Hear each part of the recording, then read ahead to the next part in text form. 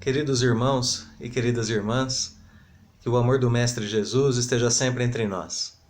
Nós chegamos à quarta e última parte do nosso estudo, de nossas reflexões sobre as aflições. Estabelecemos anteriormente que as aflições nascem em nós mesmos toda vez que nós nos desviamos da lei divina. Portanto, só sofremos quando nos desviamos da lei de Deus. Essa informação diz também que nós somos a única causa de nossas aflições. Se por um lado nós temos essa responsabilidade diante da criação e diante da propagação, do aumento de nossas aflições, por outro lado nós também temos a responsabilidade de terminar com essas aflições, reparando as nossas faltas e retornando ao caminho da lei divina. Se nós temos esse poder em nossas mãos, hoje nós estudaremos o capítulo 10, principalmente, do livro Religião dos Espíritos, livro escrito pelo Espírito Emmanuel, através da psicografia de Chico Xavier, no qual Emmanuel nos orienta a examinarmos a nossa própria aflição. O título desse capítulo é Examina a própria aflição. Repetindo, o livro Religião dos Espíritos, capítulo 10, livro esse que traz mais de 90 comentários de Emmanuel sobre algumas questões do Livro dos Espíritos. Nesse comentário, especificamente, nós vemos que o mentor de Chico Xavier nos orienta ao exame de nossas aflições e já mostra logo na primeira frase desse seu texto um efeito muito importante para nós diante do exame dessas aflições. Escreve Emmanuel: examina a própria aflição para que não se converta a tua inquietude em arrasadora tempestade emotiva.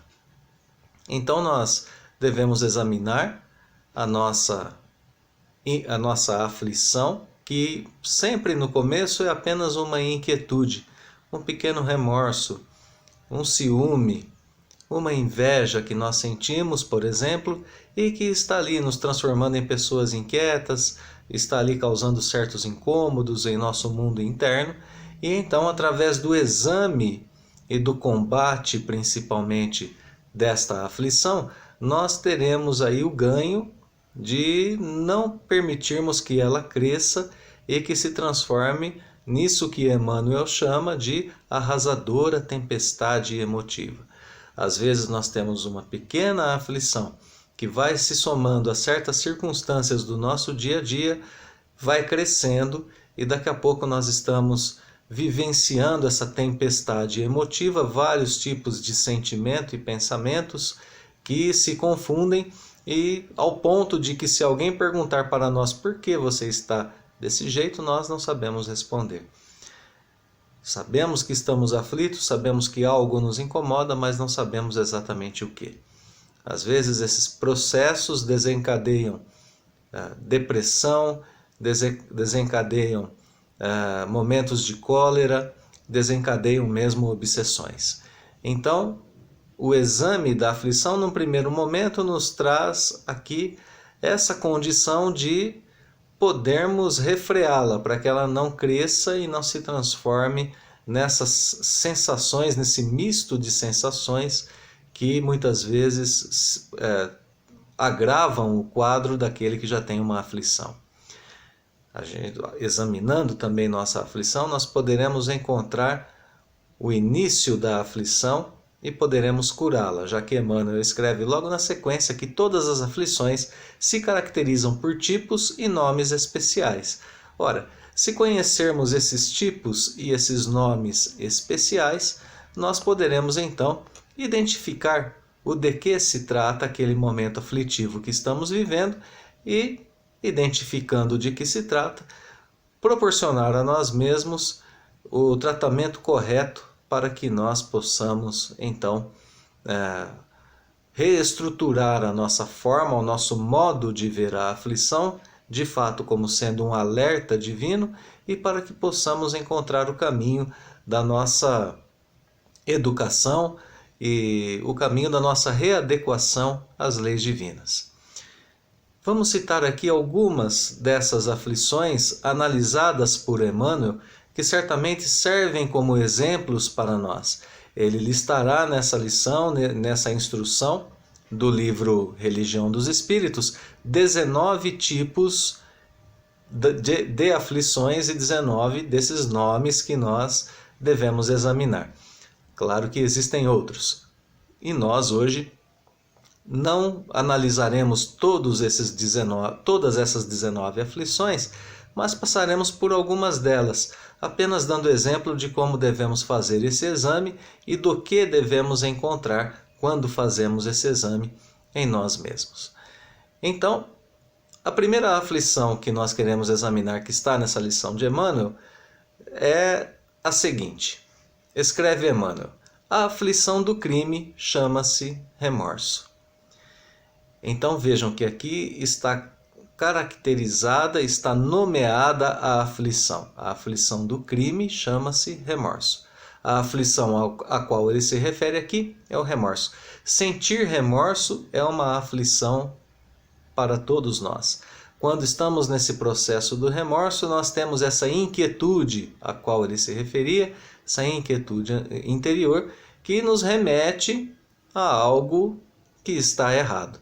E no caso aqui, Emmanuel diz: aquele que sente remorso é porque cometeu algum tipo de crime.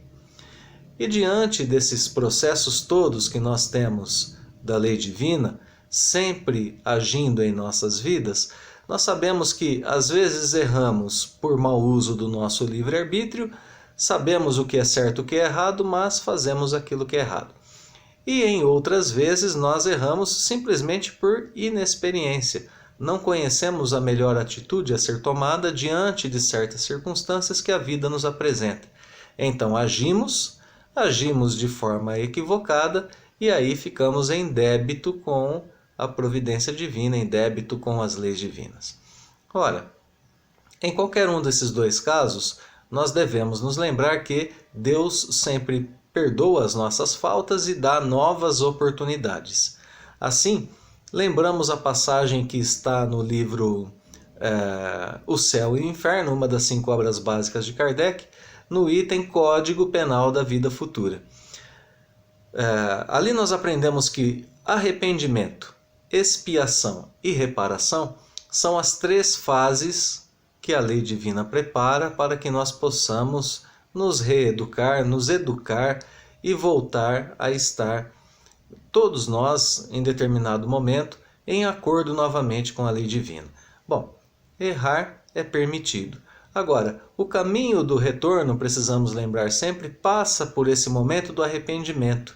O remorso já é um estágio superior, aquele que se arrependeu, mas não reparou, fica sentindo essa quase tempestade emotiva que é o remorso. Então, quando surgir o arrependimento, que nós possamos ouvir a voz da nossa consciência, porque o arrependimento em si só já é, de certa forma, uma expiação. É claro que quando nós produzimos algum tipo de mal no mundo, nós sentimos os efeitos desse mal. Aqui nós temos caracterizada a expiação. É o efeito do mal causado. O efeito muitas vezes começa, ou na maior parte do tempo, todas as vezes começa em nós mesmos. Se o desvio surgiu no nosso mundo íntimo, no nosso mundo espiritual, os primeiros efeitos desse desvio, que são arrependimento, remorso e logo na sequência expiação, começam em nós mesmos. A aflição é assim alerta e, de certo modo, uma parte da expiação. O nosso planeta Terra, como nós espíritas sabemos, é um planeta nomeado como planeta de provas e expiações. Então a aflição às vezes é uma expiação, quando se trata desse efeito do mal que nós causamos, ou ela é uma prova, quando nós já temos alguma virtude adquirida em certo nível e que nós temos que colocar em prática. Quando, por exemplo, estamos tentando ser mais honestos e surgem oportunidades em nossas vidas de, através da desonestidade, termos algum proveito próprio. É a nossa honestidade sendo provada. Nesse momento, então, pode ser desagradável, podemos estar passando inclusive por dificuldades financeiras, tendo oportunidade de ser desonestos e de assim resolvermos o nosso problema e não agirmos dessa forma. E de também assim nessa posição sequer reclamarmos disso. Não levarmos nem em consideração a possibilidade de sermos desonestos. Estamos vivendo uma prova. Agora, quando nós somos desonestos e passamos a nos arrepender, mas não reparamos e entramos pelas vias do remorso, é a consciência cobrando cada vez mais. Logo na sequência, nós poderemos reparar. Passando por essas etapas, arrependimento, expiação e reparação, estaremos no caminho, então, de extermínio, de dar cabo, de dar fim à nossa aflição. O que é muito importante de notarmos sempre nessa instrução de Emmanuel é que ele coloca a aflição, mas coloca também onde ela se originou.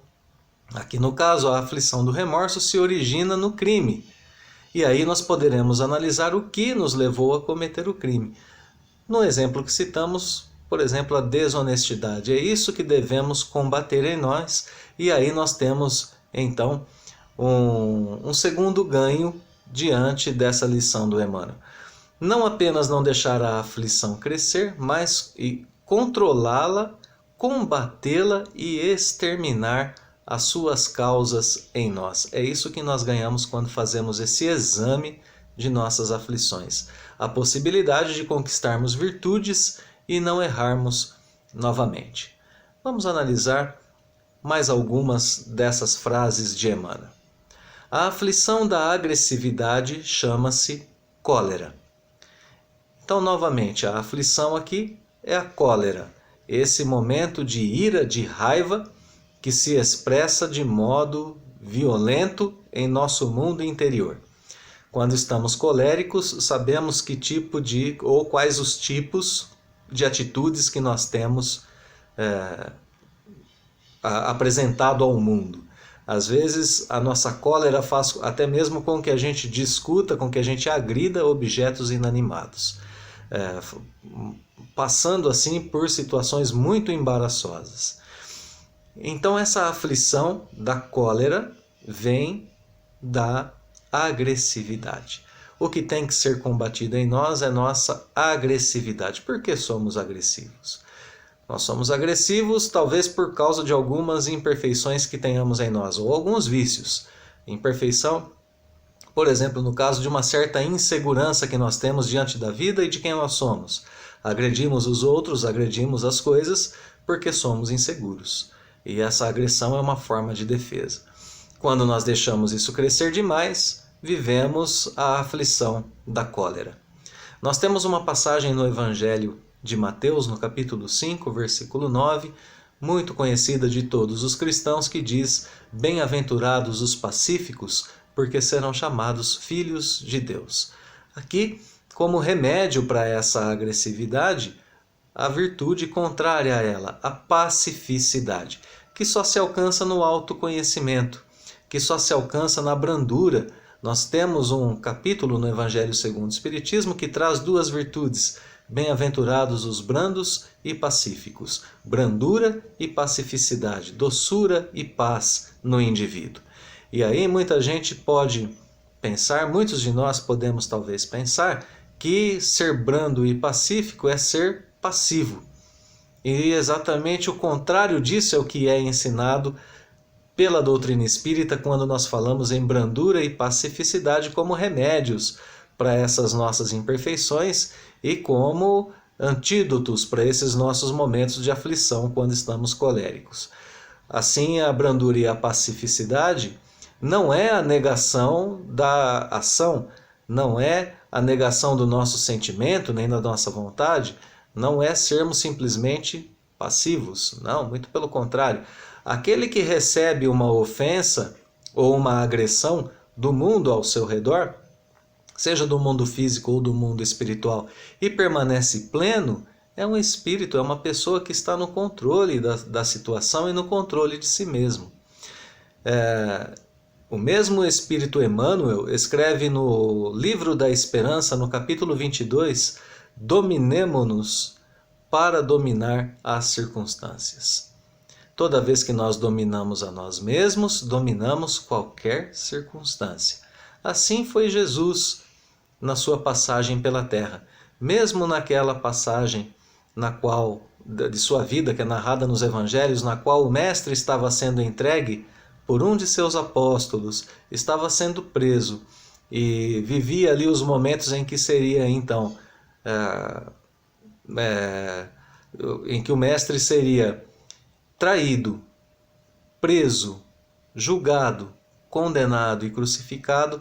Ele tinha a plena paz em si mesmo. Ele manteve sua serenidade a ponto de orientar Simão Pedro a não usar a espada, a ponto de curar a ferida do soldado romano que o prendia naquele momento, a ponto de alertar Judas, aquele que se aproximava dele, num gesto, num beijo no rosto, que indicava quem ele era para ser preso, dizendo: "A que vieste, amigo?", lembrando de Judas a respeito de sua missão, do seu apostolado e tudo mais.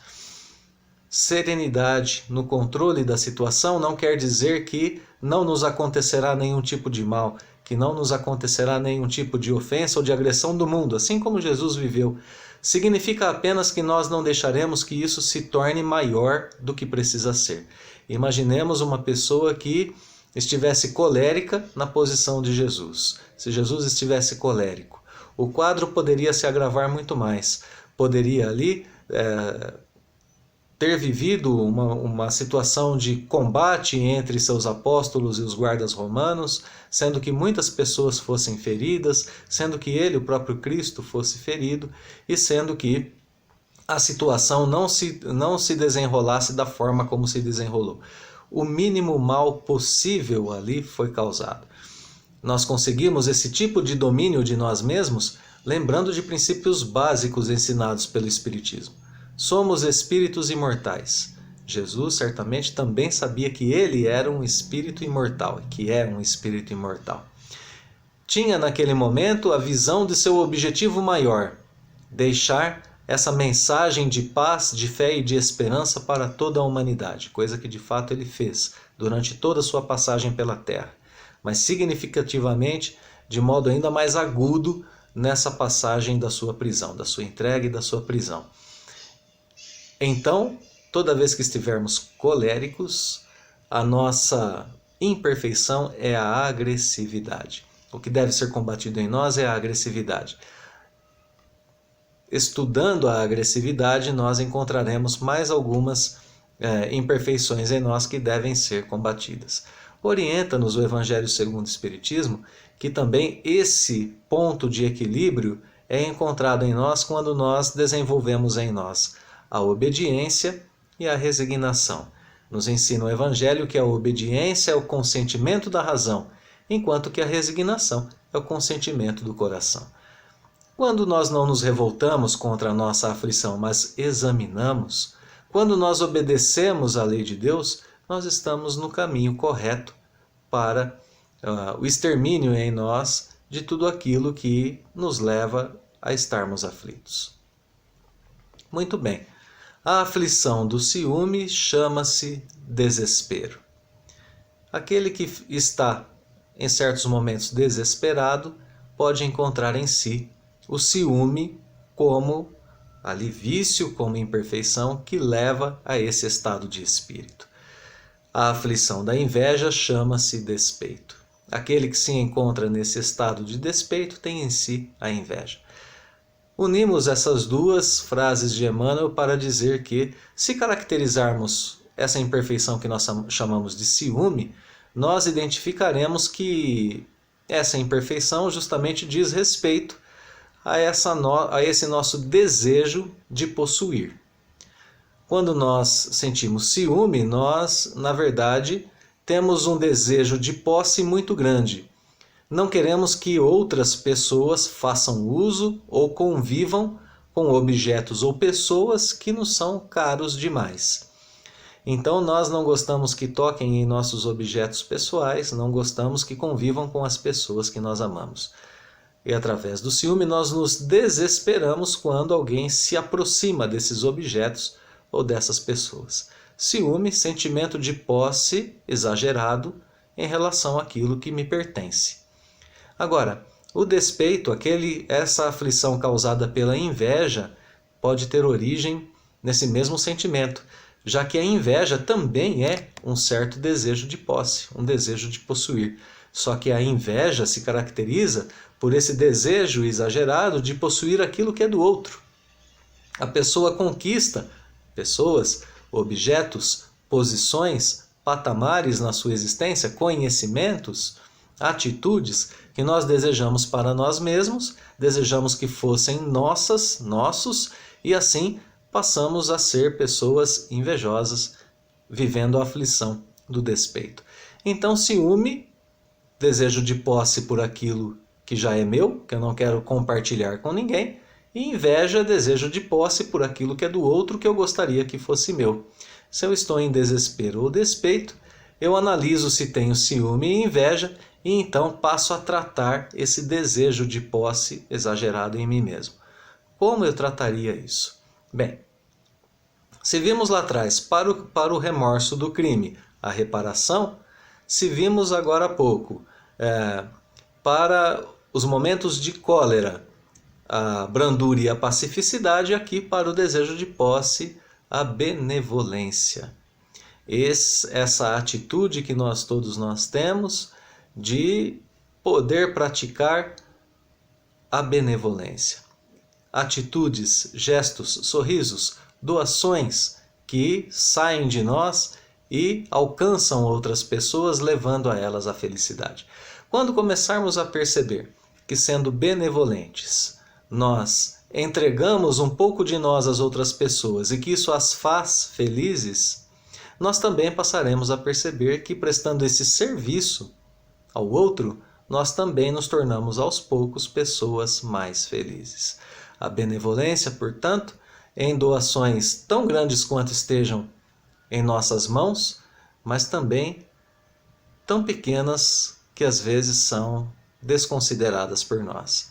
As duas são necessárias e cada qual em seu momento. Se forem bens materiais, muito bem, que façamos uso de nossos bens materiais para o bem-estar comum. No entanto, essa não é a única forma de exercício da benevolência. Benevolência é exercitada através da nossa atenção, através do nosso companheirismo, da nossa amizade, do nosso amor, do ouvido que damos ao outro quando ele está em momento de aflição, de um simples abraço, de um sorriso, como dizíamos agora há pouco. A benevolência é doação do que há de melhor em nós, e sempre que doamos, aprendemos a ser felizes com a felicidade do outro. A aflição da injustiça chama-se crueldade. Aqui, toda vez que nós vemos uma injustiça no mundo, nós temos o ímpeto, muitos de nós, não todos, mas não vamos generalizar também, mas nem todos de nós, mas alguns, a grande maioria, tem esse ímpeto de tentar resolver essa injustiça através do poder da força. Queremos que essa injustiça seja, às vezes, respondida como a antiga lei de Talião, olho por olho, dente por dente. Às vezes desejamos que se faça de forma rápida e esquecemos que a lei divina age constantemente em nossas vidas e na natureza. Quando nós exigimos essa justiça rápida, essa justiça violenta, às vezes, e de olho por olho, dente por dente, nós estamos sendo cruéis. E esse estado de crueldade, às vezes nós não percebemos, mas ele é um estado de aflição. A crueldade é a aflição da injustiça. Para ela, o remédio é a indulgência. Aprendermos, enfim, como cristãos, que Jesus esteve em situações nas quais muitos crimes lhe foram apresentados. Muitos desvios da lei divina lhe foram apresentados, inclusive daquela mulher que estava em adultério. E Jesus aqui nos dá a essência da nossa atitude diante das injustiças que a vida nos mostra. Mulher, ninguém te julgou, ninguém te condenou. Portanto, eu também não te condeno. Vá e não peques mais. Vejam aqui, julgamento do crime sem julgar o criminoso. Todos nós erramos em nossas existências terrenas. E então nós devemos abrir essas portas de oportunidade a todos que estão aqui encarnados nessa escola divina que nos permite errar, que nos permite transgredir a lei divina. E que, no entanto, mesmo com essa permissão, nos cobra a reparação. Estejamos conscientes de que a reparação ao outro também será exigida, mas que não cabe a nós exigir essa reparação. Cabe ao outro essa reparação diante das leis divinas. Julgar o crime, sem julgar o criminoso. O criminoso merece nova oportunidade, merece o perdão, merece o nosso amor, assim como ensinou Jesus e como nos ensina sempre a doutrina espírita. Muito bem, mais uma frase de Emmanuel: a aflição da indisciplina chama-se desordem. Quando nós olhamos para o mundo ao nosso redor e percebemos que as nossas coisas estão bagunçadas, não encontro minhas chaves, não encontro minhas roupas, não encontro meus documentos, ora, onde foi que eu coloquei? E tudo isso começa a acontecer em nós, nós vivemos esse momento de desordem, que é para nós uma aflição. Ninguém gosta de estar procurando um objeto que lhe pertence e não conseguir achar. Indisciplina.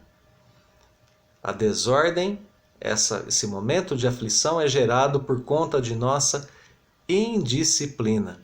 E agora precisamos aqui considerar que, portanto, essa desordem começa no nosso mundo interno. Essa desordem que muitas vezes se reflete no mundo exterior, começou em nosso mundo interior, através dessa imperfeição chamada indisciplina. A pessoa disciplinada guarda seus objetos toda vez no mesmo lugar. A pessoa disciplinada organiza a sua vida, os seus afazeres e organiza principalmente o seu mundo interno.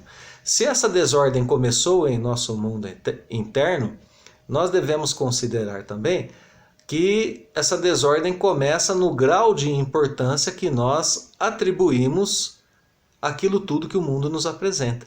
Às vezes nós damos, por exemplo, uma importância muito maior à ofensa que uma pessoa nos dirigiu do que ao perdão que nos levaria à nossa felicidade, do que ao perdão que nos levaria a um estado de bem-estar. Às vezes nós damos muita importância aos bens terrenos, às coisas externas, e, portanto, desenvolvemos em nós essas noções equivocadas de injustiça, as noções equivocadas que nos levam ao ciúme, à inveja, ao crime e a tudo isso que nós estamos vendo. Por isso nós deixamos agora essa questão da indisciplina como a última frase que analisaríamos de Emmanuel. É preciso organizar o nosso mundo interno. O que é mais importante para o espírito imortal? O seu mundo interno ou o mundo externo? Obviamente o seu mundo interno. O nosso mundo do espírito, o mundo daquilo que nós construímos em nós mesmos como aquisições espirituais, como patrimônio espiritual, as nossas conquistas do intelecto e do amor, do sentimento, da emoção, são eternas. Elas estarão conosco durante toda a nossa vida imortal, durante a infinitude de nosso espírito. Portanto, essas são as coisas mais importantes. Quando nós invertemos essa lógica, passamos a dar demasiada importância a pequenos eventos da vida. E assim nos tornamos pessoas mais ansiosas, pessoas que querem coisas de modo imediato, não temos paciência para construir aquilo que deve ser construído aos poucos, e passamos a viver assim esses momentos de aflições cada vez mais pungentes. Disciplina para a organização do mundo interno, através do estudo da doutrina espírita, através do conhecimento dessas leis, através da prática dessas leis, através da oração. Muito importante a oração em nosso mundo interno. A oração como esse poderoso meio de ligação entre nós e Deus. A oração que nos leva a essa comunhão com o Pai Celestial, que nos leva principalmente aos momentos em que nós passamos a ter consciência de nossos erros, de nossas faltas, mas também consciência de nossas virtudes, essas que nós já conquistamos. Por isso, é muito importante que nós possamos, dia a dia, nos colocarmos nesse exercício de exame de nossas próprias aflições. Assim nós vamos organizando o nosso mundo interno e quando surgirem essas aflições, elas terão dentro de nós, nesse nosso mundo do espírito, aquele lugarzinho que lhe é devido. Ela estará lá, mas estará sendo tratada, estará sendo compreendida e estará, assim, se transformando em oportunidade de progresso para aquele espírito que passa por esse momento de aflição. Muito bem. Emmanuel termina então a sua instrução com as seguintes palavras: cada criatura tem a aflição que lhe é própria, a aflição do reino doméstico e da esfera profissional, do raciocínio e do sentimento. Os corações unidos ao sumo bem, contudo, sabem que suportar as aflições menores da estrada é evitar as aflições maiores da vida.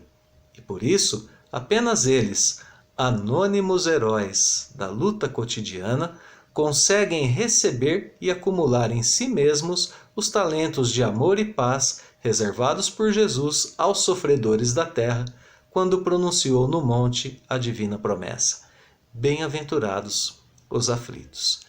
Então, todos nós que estamos aqui nas lutas cotidianas e que compreendemos esse papel da aflição em nossas vidas, que as estudamos, que nos melhoramos através desse estudo, desse exame e através da aquisição de virtudes que são denotadas a partir de nossas aflições, nós somos comparados aqui por Emmanuel a heróis da luta cotidiana. Nós somos heróis da luta cotidiana. E é para nós que Jesus disse essas palavras: bem-aventurados os aflitos. Justamente porque passamos a fazer esse exercício do exame, do entendimento e da reparação de nossas aflições e principalmente das imperfeições que as causam. Muito bem, a caridade como caminho da nossa salvação, a caridade para cada segundo da nossa existência, como vimos aqui nos exemplos que nós trouxemos com o Espírito Emmanuel. A indulgência, a benevolência, o perdão, a cura de nosso sentimento exagerado de posse, a reparação de nossos crimes. Tudo isso é conseguido através da boa prática da caridade, como nos ensina a doutrina espírita. Por onde começar nos momentos de grande aflição? O Espírito de Verdade, no capítulo 6 do Evangelho segundo o Espiritismo, nos diz: devotamento e abnegação, as duas palavras que traduzem a sabedoria da vida na terra. Devotamento, entrega a todas as nossas tarefas com o que tivermos de melhor. Trabalho profissional, convivência com amigos, laços afetivos familiares ou laços afetivos com o esposo, com a esposa, com filhos, etc. Devotamento aos nossos estudos em todas as áreas. Enfim, devotamento entrega as nossas tarefas na vida.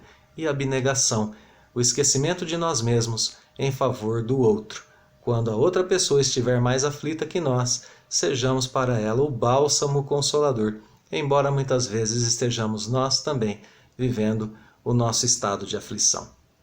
Apenas lembrando, Deus nos deu todos os recursos para isso.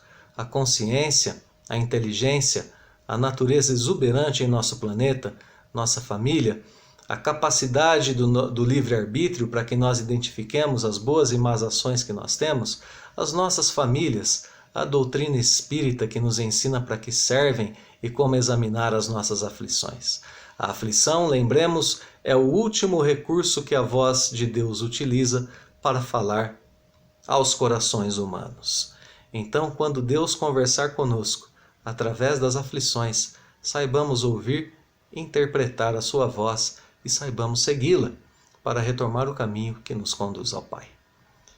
Queridos irmãos e irmãs, que o Pai Celestial então nos abençoe sempre nessa nossa jornada e que nós possamos examinar as nossas aflições, fazer esse autoexame e conquistarmos cada dia mais um pouquinho da felicidade que todos nós almejamos para nós e para o próximo.